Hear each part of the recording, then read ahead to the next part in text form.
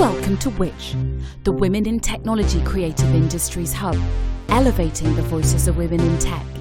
My name is Bishi, the founder of Which. In this podcast, I'll be talking to a woman in tech about her work, journey, life, and process. In this episode, I'll be talking to contemporary artist and musician Violeta Vicci about her approach to music and live streaming during lockdown. Please do like, review, and subscribe. We're a new podcast, and every bit of support helps.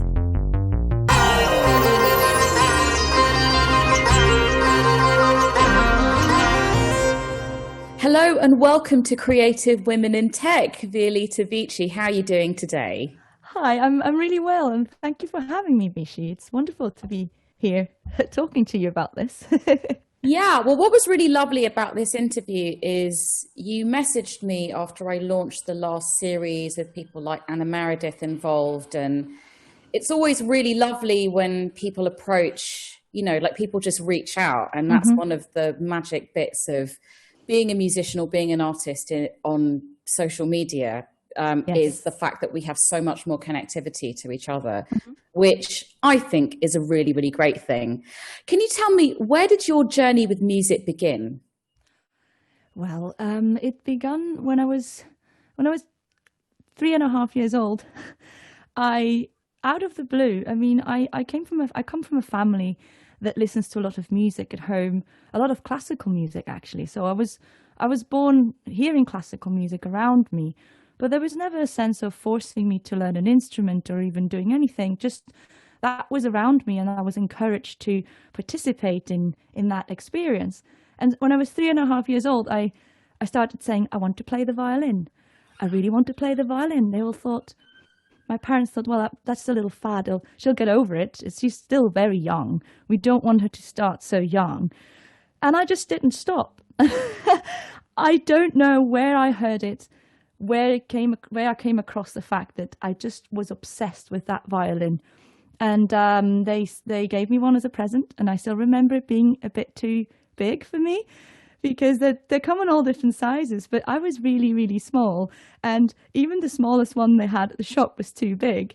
And I still remember when I got it on my birthday, my 4th birthday, and the teacher said, no, it's too big for you. And I had to wait for another 3 months before I could get the really tiny, a 32nd size, I think it is. It's like if you take a violin that's the normal size and then divide it by 32, that is what you get almost. I mean, it's like a toy violin. And I started playing it, and I never looked back. I always said, funnily enough, I want to become an opera singer or a violinist. So I wanted to become both things.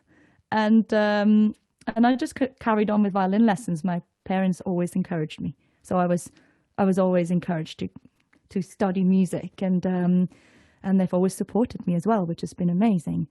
That's really fantastic news, and really inspiring that you had that clarity of vision so young. And there's no explanation of where that might have come from apart from the fact that you made that decision. Yeah. And that's really wonderful.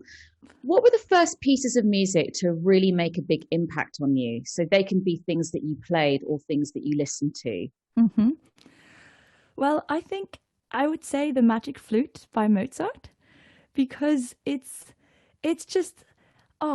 wonderful. But I also had a very interesting experience. Again, I was 4.5 years old, and my dad took me to see. I loved Mozart. I always said I loved Mozart. Whenever I heard it in the house, I would be very happy and light up. So then they thought, well, maybe she's a bit young, but let's try. And he took me to the film, Bergman's film of the opera. So he filmed an opera, and it's in Swedish.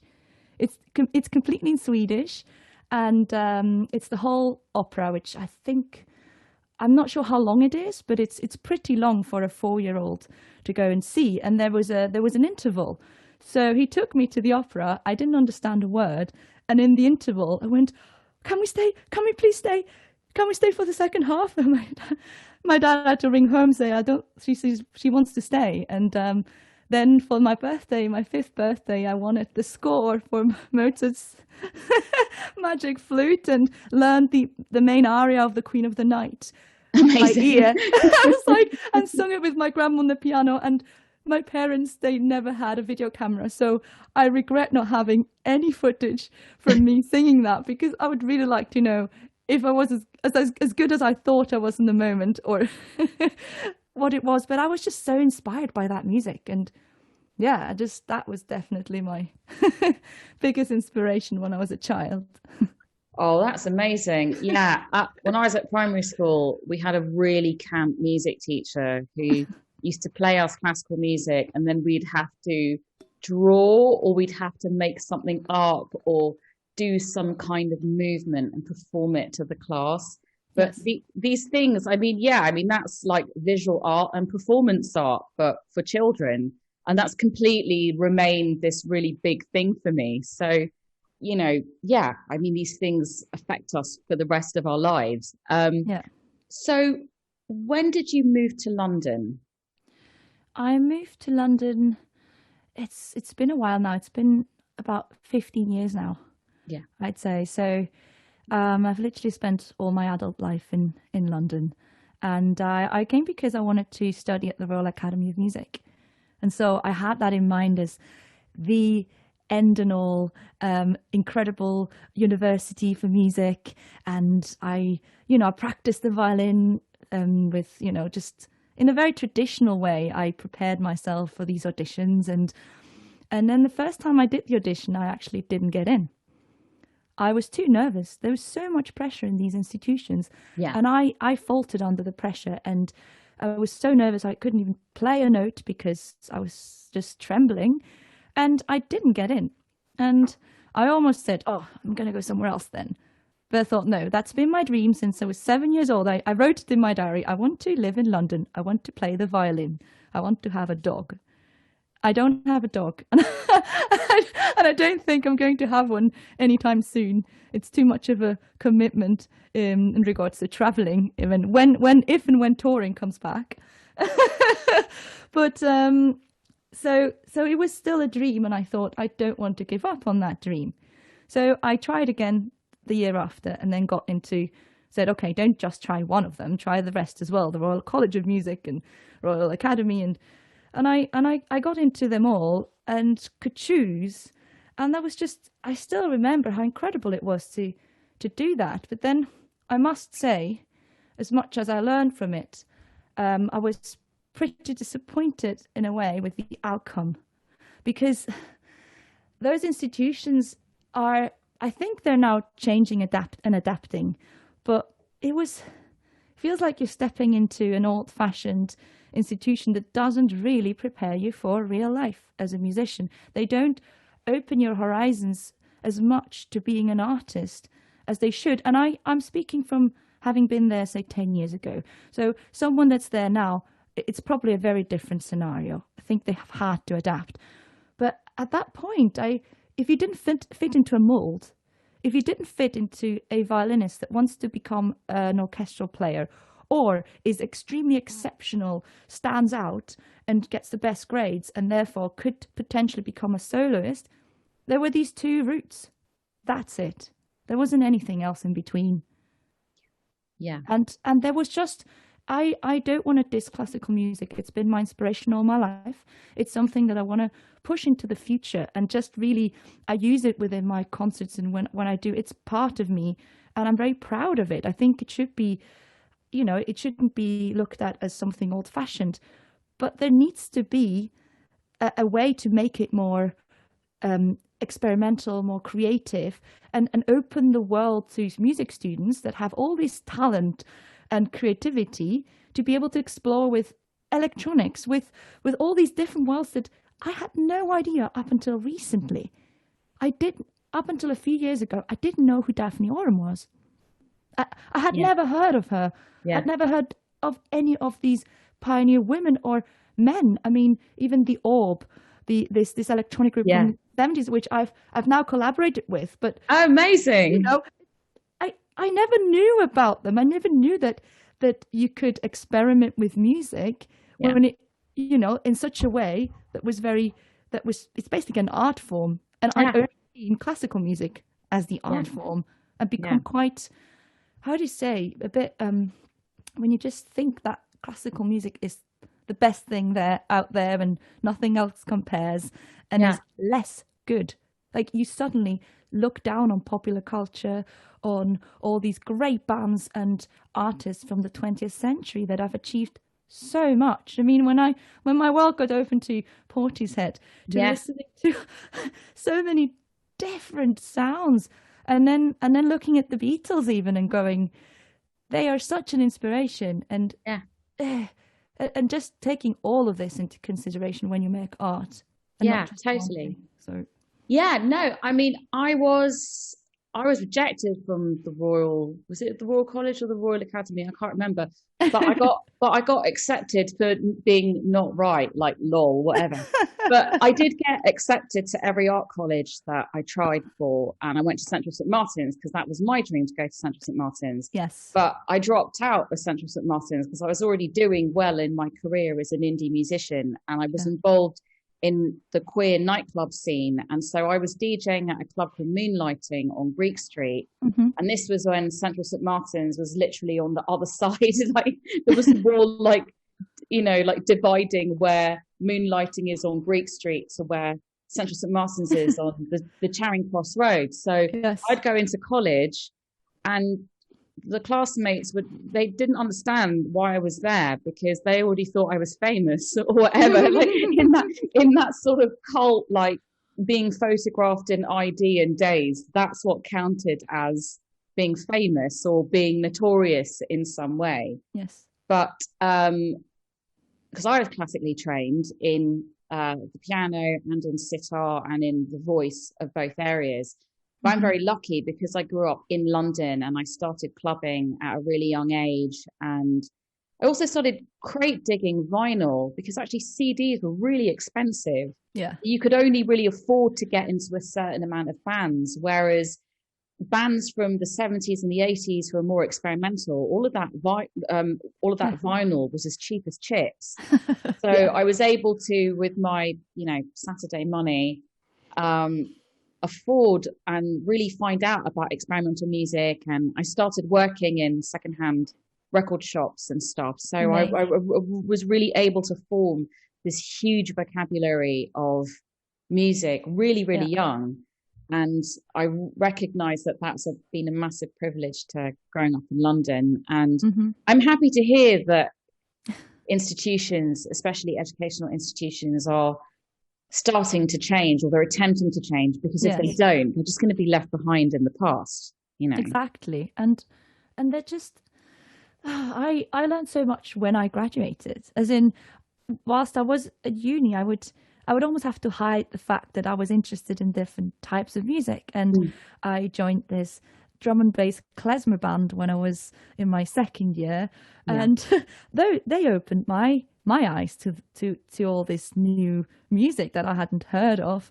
And I always enjoyed experimenting and doing different things, but that was always looked at as lesser, as something that, oh, you're maybe not good enough to pursue a solely classical career, so you have to resort to something else. And that is not the case. That wasn't the reason why I was so interested in it. And in a way, I graduated and I still felt I needed more, to learn even more technique and more, you know, to become even better at my instrument. So I carried on and got a bursary for my master degree. So I thought, in a way, I almost didn't want to go. I got it and then thought, oh, no, I'm not. I did my final exam at the academy and I passed with first class honours, but I listened back to the recital and went, I'm not good enough. I don't want to pursue this anymore. And I nearly dropped out of doing any more. I thought, I want to become a journalist or an actress or do something different. And I have to thank my parents to push me again to say, look, you have a place. We'll pay the difference of the bursary that was, still there, and say, just take it. And I have to say it was still good to carry on, because learning the violin is such a difficult task. I think it takes so many years to become proficient. and you need to put a lot of hours in. Yeah. And so it was good to keep going. But I have to say, those when I was in my master's, I did experiment with different sounds, with different things, different people that I would work with. And when I graduated, that's when I could fully be free. And I tried to find interesting projects that were different, that wouldn't be necessarily mean being a violinist, a soloist, but also not fitting into an orchestra. So as much as humbling as an experience that it is playing in an orchestra and making music with people next to you and following a vision, you're still just a cog in a bigger machine, and I couldn't just do that every day of my life.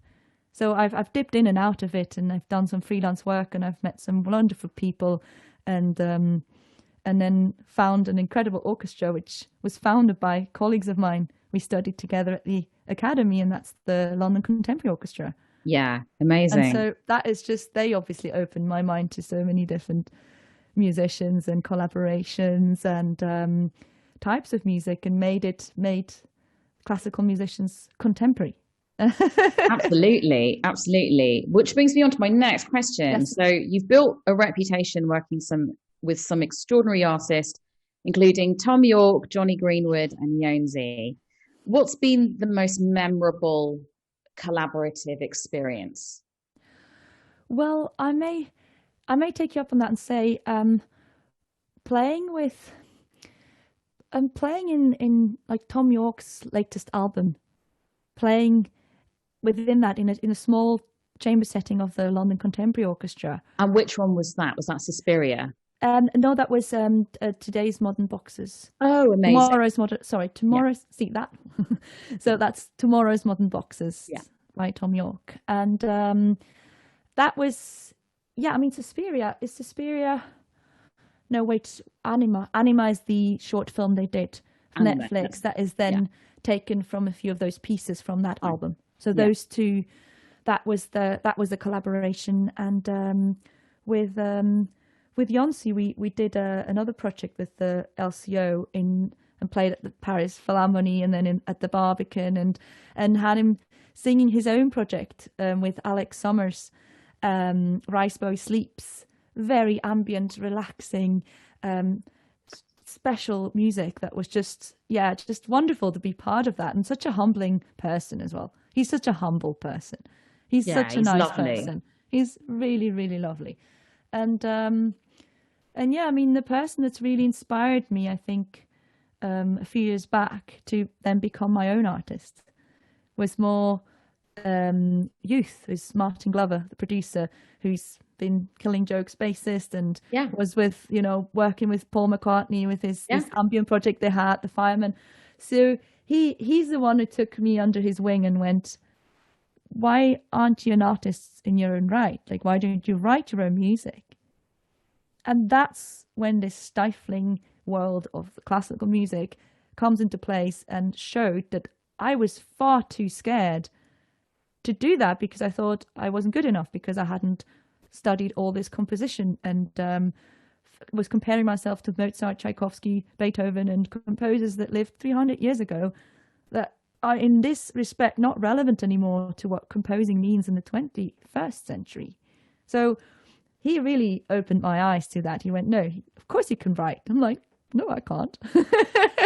He really just inspired me to say, no, just book a flight. Can you come to my studio in Spain? He's got an incredible studio for 3 days, and we'll write a few tracks, and then, take it from there. Because I met him because I improvised on some of his tracks, and he went, wow, I love your improvising. That's incredible.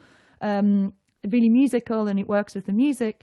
Yeah. So of course I was really inspired to say, okay, if I can write something, let's do it. And he pushed me onto that road. And after that, working with Elbow, Guy Garvey as well, who's also put some faith in me and done some arrangements together, and collaborate with me on their last album as well. That's amazing. That's been very inspiring. So fantastic. So can you tell me, where did your love of technology begin? Do you love it? I don't know. Do you even love it? I'm slightly scared of it. Okay. Well, that's honest. Yeah. I must say I've been thrown into the deep end a bit in the last few years. So when I wrote this album with Youth with Martin, that was just over 3 years ago now. And I have to say, before that, I was kind of fiddling about with it, technology, but not really. I had a loop station and tried a few things, but never really took it further. I think I was too scared. And so suddenly we wrote this album together, this ambient neoclassical album, which is a mix of synths and violin, bass, strings. Just that I picked up the bass and did a drone in the studio. I had my violin, my viola. I started using my voice. It was that freedom of expression of suddenly using everything I had at my disposal to make music. So I wrote all this, and yeah, the synths, he provided the electronics. So he's a master at that. So of course he provided that side of it, and I provided the organic instrumental side. And then the album was created. And then he went, well, you've got to perform it live now, don't you? I'm thinking, how on earth am I going to do that? And that's when I started getting my laptop together, get a proper computer, get Ableton installed, start buying plugins, start buying pedals. I mean, that came in sync with me touring with a few bands where I suddenly had to tweak the sound live with octave pedals, delays, multi-effects. And it was the same year that it was, I think, 2017, when I started toying with this idea that I had to use it for tours and for performing music I've written. And I'm still learning. I'm learning so much every year. And this year, 2020, has been far. Yes. Well, of course. Well, before we get to that, can you talk about what some of your favorite pedals are? Ooh.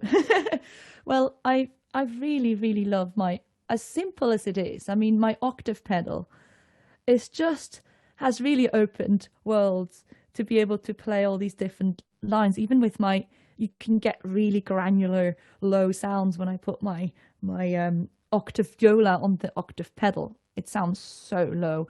And then you don't just have that octave pedal, but of course tweak it with, another and other pedals to add to that effect. So maybe the multi-effects pedal where you add a little flanger, you add that, then you have the delay, you check which delay works the best, and you have your chain of pedals that work for different sounds. And I really like experimenting with that in an analog way, but I must say recently I had to downsize. In 2020, I've been wanting to do, well, we'll come to it later, but I'm trying to rely mainly on my laptop and plugins that I've got in my laptop. Yeah. I started downloading sound libraries and started expanding that vocabulary. So it's finding a combination of what pedals work where. So it's not just, I don't think I have one favorite pedal. That one I love. I just love using it, but I haven't actually used it most recently. Yeah.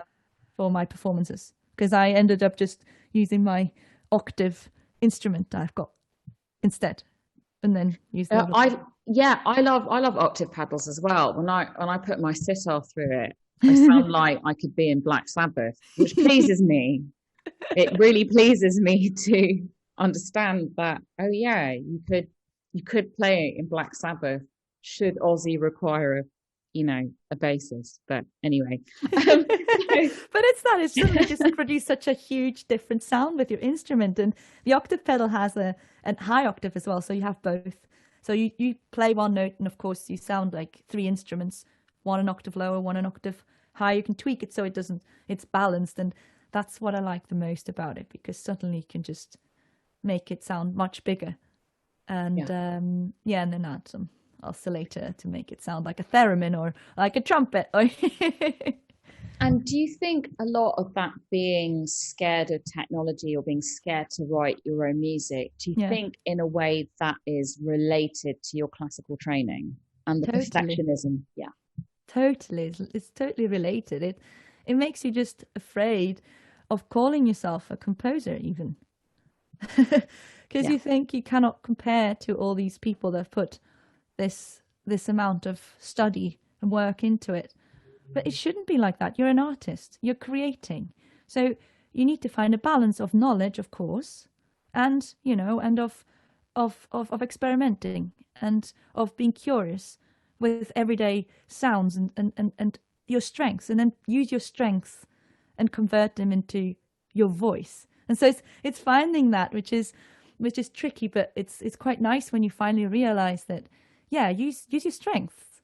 You know, it's the first time I was courageous enough to use my voice, like singing voice. And it comes exactly to the same point as you were making. I always loved singing, and I was in a choir when I was little, and then I studied jazz singing for about a year and a bit.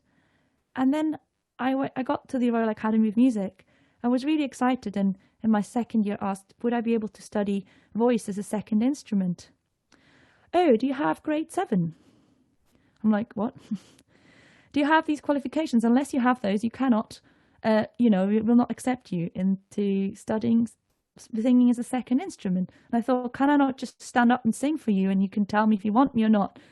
I felt so crushed. I didn't ask anymore. I left it. Yeah. I just thought, what's the point? And it really stopped me from that. And now I'm using it all the time. And I love it. And people have really enjoyed hearing that voice as well as the violin, because it's me. Yeah. It's just, yeah. And I'm not as scared anymore as I was before of any judgment, and think, I use it. Good. Now, I'm glad to hear it. Yeah, no, I really went through it studying the sitar. They were really keen in India for me to just up sticks and become this virtuoso. Yeah. But I was already a DJ and involved in clubs and at art college, and the idea of renouncing all of the earthly pleasures for this life of nundom in Delhi, it's like, yeah, do you know what I mean? It's like, what were they thinking? But they really wanted me to be this virtuoso player. And I still could be if I wanted to, but I was always compelled to make music that sounded and reflected and looked like the kind of life that I lead to this very day. And Yes. it was very difficult when I turned the sitar electric. They were not happy with me. They were really, really not happy with me. You know, I was reprimanded because I talked about how my sitar teacher was a senior disciple of Ravi Shankar. I was fully reprimanded for that, even though that was the truth. I was just, you know, they were really, really not happy. And then Instagram happened and they all decided I was famous or whatever. So now I'm forgiven. Now I'm forgiven. And, you know, my mum's a classically trained singer and, you know, a great critic of all things. And the fact that she has never slagged off my sitar playing, you know, and which is rare for her, you know, she always thought how I used it was really classy. It's like, well, if the biggest critic in the world thinks I'm doing a good job, then that's fine. But yeah, there's been still to this day a lot of oddness from certain people. So I understand all of that. And it is really shocking. It's shocking when you're conditioned to believe that things are scary and that things are beyond you.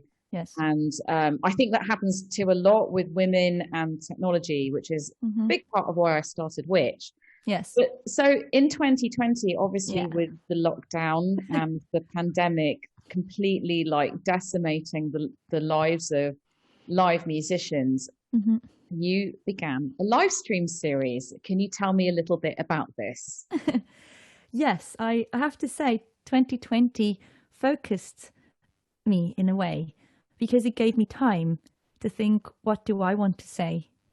And I didn't have to run around playing tours with different groups, which is very inspiring in itself, but it became a bit much because it didn't give me that time.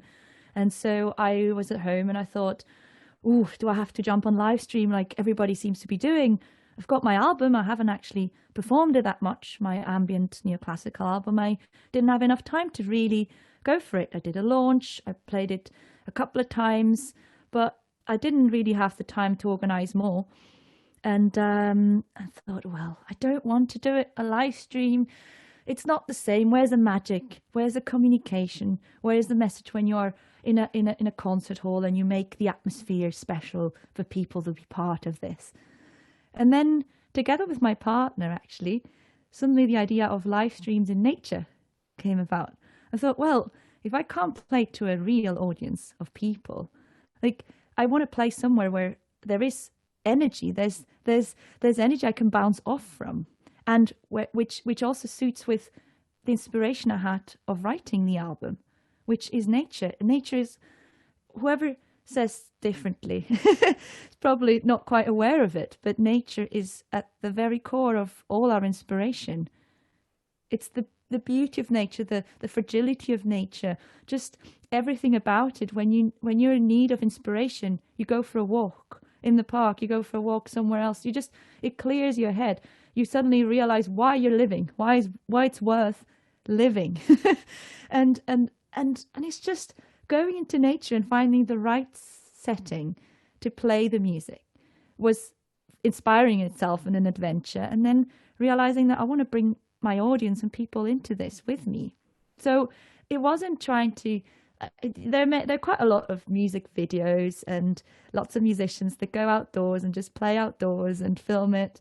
And a lot of the time it's quite fake. A lot of the time it's, oh, look at me in this wonderful nature spot. And it's not integrated. It's just a way of showing off. And I didn't want to do that. I wanted to go into nature and fit into nature, play the music that fits that landscape, and then, merge them, as in you merge tradition and technology, you merge nature and music and all of that. And so, yeah, I started this series, and it became a weekly series, which was quite demanding and challenging. And like I said before, I had to downsize on my pedals and my equipment, because I had to go find a spot and then set up everything, run it with power. So there's always a limitation to that and on how much you can power up. And basically, rely on Ableton and my voice and my instrument, a small microphone that will pick up and loop things and then trigger samples, electronics, and do that within that space. So I was thrown in the deep end of having to deal with all the internet issues as well and everything else, and trying to make it work. And of course there were some live streams that started late, or there was an issue between the pieces because I had no sound engineer on site. I suddenly was running a concert all on my own, relying on an internet connection and hoping that the sound would come out all right, because there's only that much balance you can hear when you're hearing back what you're playing to what's actually coming out. And it was really great to do that. And that weekly series, I think, kept improving things you learn on, the things that maybe didn't go as planned. But that was part of the fun and the excitement. And I think I picked up kind of a fan base, a little fan base like that really enjoyed those concerts every week, and just kept developing them until the end of August, where I did my last one at the top of a mountain in Switzerland. So it went back to its origins. That's what I take from inspiration. Like, my music is inspired by that landscape in Switzerland, in those mountains where there's not many people, and it's just really awe-inspiring. So that's where that live stream series ended. And I decided, after talking to people and audiences, they didn't really care that it was fully live. What they cared about is the communication, and that it was a live concert, and that it was good quality. So I took a step back and discussed it with a videographer that approached me and said, I really want to work with you. I want to take this to the next level. And that's Ben K. Adams. He's wonderful. He's such a generous, wonderful, creative person that's also opened my horizons when it comes to the visual side. And he took the series, and I started collaborating with him, and we are now doing one every month, which is filmed by 3 cameras or 1 moving camera. We're again experimenting with the means of portraying the nature and where I play, which is now gone up in quality, and also you don't have those errors that come into play, which is not necessarily a bad thing, but when you have to run a whole concert yourself, it's good that it's now come to a more polished, place of these live streams that I do. No, they're absolutely beautiful. And what do you use to trigger all of your stuff on Ableton? Because I've tried to zoom in on some of the videos and go, what is she using? Obviously, I didn't succeed in trying to work it out, but yeah. Well, I had a pedal ready that I wanted to use, which was the soft step. Yes. That is used by many musicians, and it's great. The Keith McMillan. Yeah, Keith McMillan soft step. But by the time I started the live streams, I didn't have enough time to program it to see what would work best with it, and I'd gotten used to this one here, which is an Atom. And that's one that you're meant to use by hand. So it's a MIDI controller that lights up, and you're meant to use it by hand and not with your feet, because it's quite small, the pedals. They're not the same. But I got used to using it and thought, okay, I'm just going to start with this one. Yeah. Now I think I've gotten quite dexterous toes, because I've got to be barefoot when I play and play those different just trigger the different effects and the different loops and the pieces with that pedal. And then that's something that in the darkness, it's great because it lights up really nicely. As soon as it's a bit too light outdoors, you cannot see the colors anymore. So we'd have to find ways of shading it. Like there was just, and at the moment I'm still thinking I'm probably going to start using the soft step, but also this one. So we'll see. I'm going to see which one fits better, but I'd say both are a good option. Yeah. I mean, I've got a Keith McMillan soft step that I've been using for a lot of like sitar ambient stuff as well. And it is great, but sometimes I feel like I'm not sure whether I actually stepped on it or not, or I don't know if that's because I've primarily performed in heels, which might not be the best. I don't know. I love performing in heels anyway. It's a completely different subject. But yeah. Well, I did really before as well. I'd always have a certain amount of heel or shoe and performing, but as soon as I had to use this, I couldn't. Yeah. And the last live stream that you must have seen, which is in that forest where it was really filmed it at the end of November. It was so cold. I was going to say, because you're rocking that Alexandra Groover dress, who I know, who's lovely. So you're rocking that really beautiful Alexandra Groover dress, but it's freezing. As someone who's done a lot of outdoor, I actually hate outdoor shoots in the winter because they're just freezing. So yeah, congratulations for bearing up. I mean, it is beautiful. It really suited the piece. I was playing the pieces, and one of them, as we mentioned before, the piece by Roger Goula, which is just wonderful. The piece called Pale Blue Dot, which is about seeing the Earth from outer space, and that perspective you gain from the perspective the scientists and astronomers gained when they first saw that and realized that's Earth, a tiny little speck in the universe. and so that really fitted that empty forest with the empty trees and the fallen leaves on the ground. And I think the way Ben filmed it as well made it quite eerie and it suited the music and everything. And I thought, I have to be able to do this. I have to be able to pull this off. And so there's little tricks I've got up my sleeve with little heating pads that I'd put underneath my feet, but they didn't really do much. I think at the end of the performance, I couldn't feel my feet and my hands as well. I used these heating pads in woolen mittens I had around my hands to be able to play.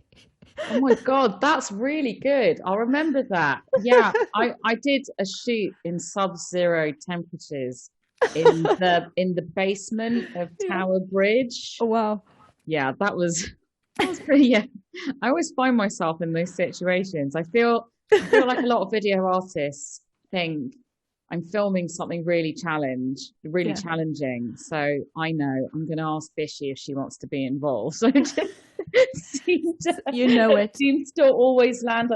Who can we find who will accept this challenge? I know who will ask. Yeah.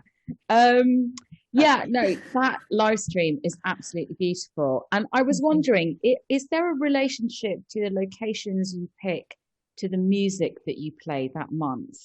And do you do it kind of guerrilla style? Like, I'm not going to tell anyone, or like, I mean, this is on the podcast, like whatever, but do you literally just rock up and just do it kind of guerrilla style?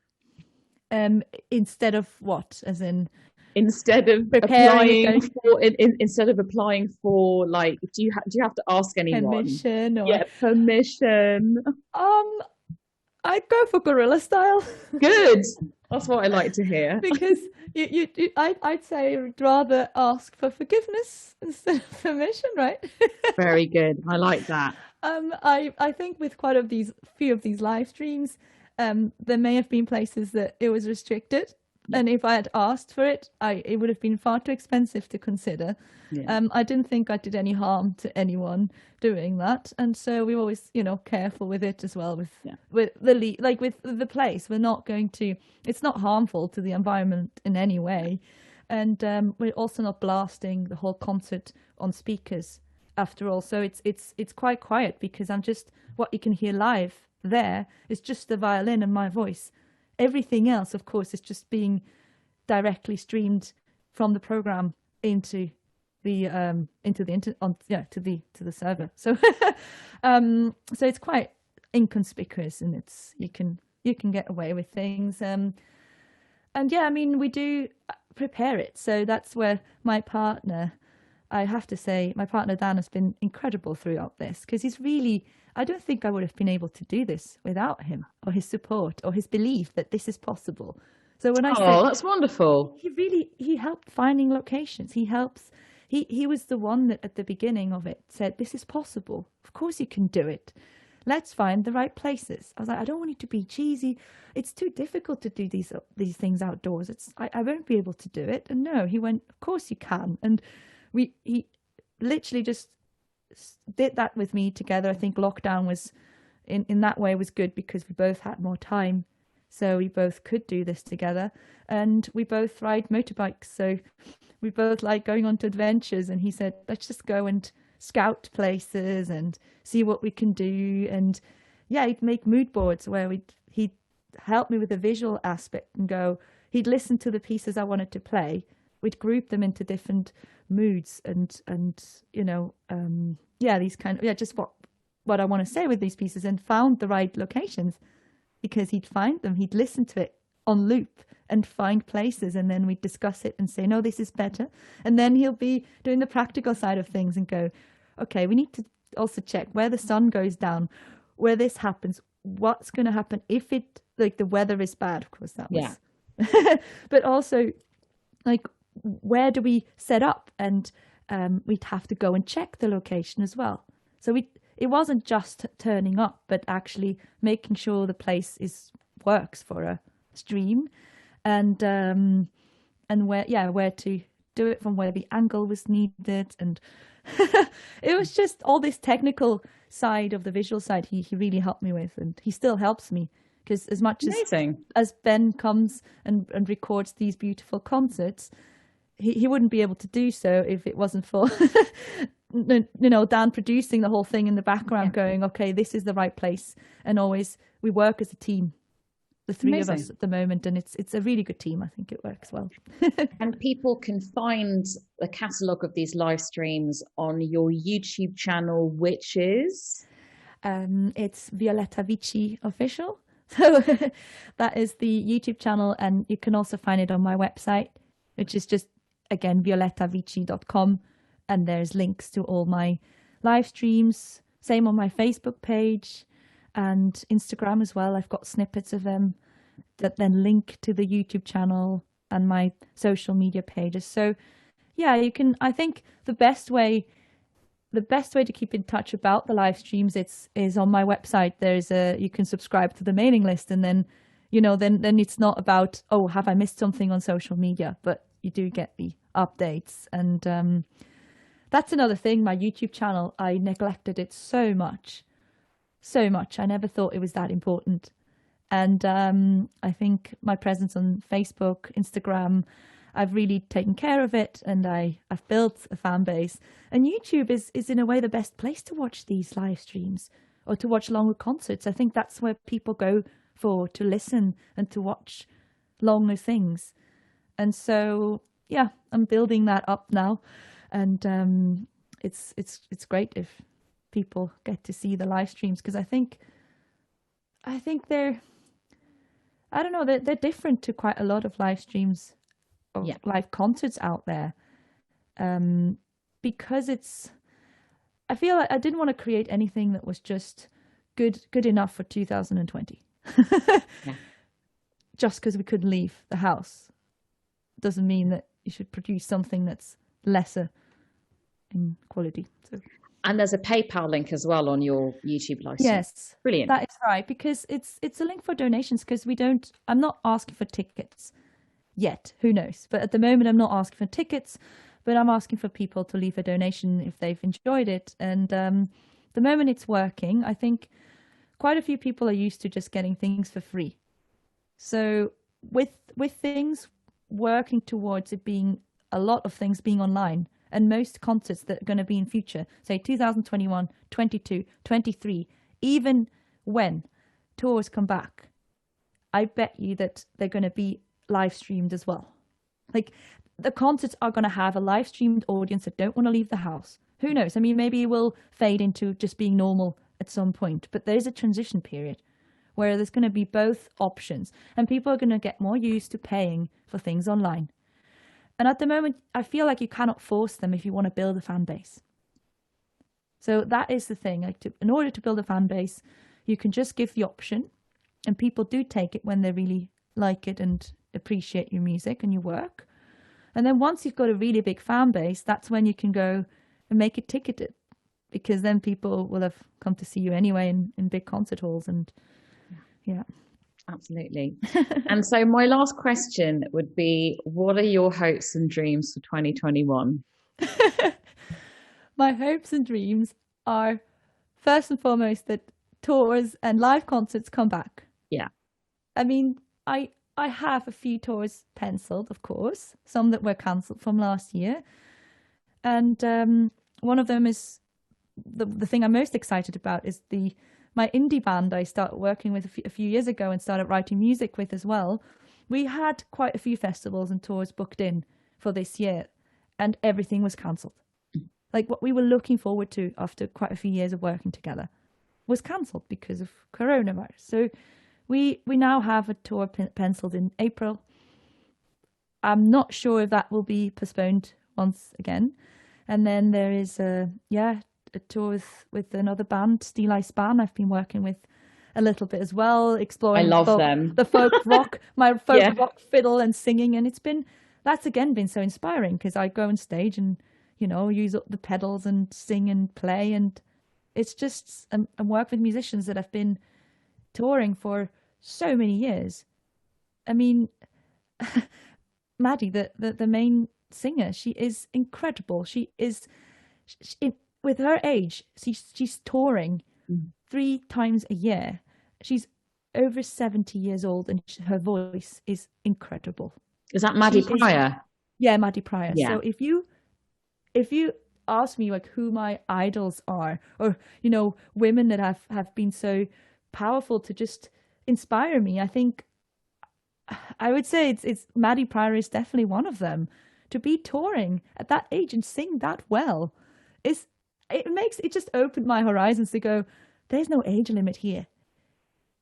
And that really opens up your creativity when you don't limit yourself with these silly things that get put into your head when you're younger. Yeah. Amen. Well, thank you so much, Violeta. And I will be putting links into the show notes, or links to Violeta's website, to her YouTube, so you can subscribe and watch all of her beautiful live streams. Thank you. Thank you very much. Bye, Vicci. Thank you so much, Violeta, for being our guest this week. And thank you all for tuning in and subscribing. Thanks to The Record for all of their technical support on this podcast. You can find out more about Which on Instagram, Facebook and twitter.com/Which. You can go to which.com to find out news and updates, and to sign up to our monthly newsletter.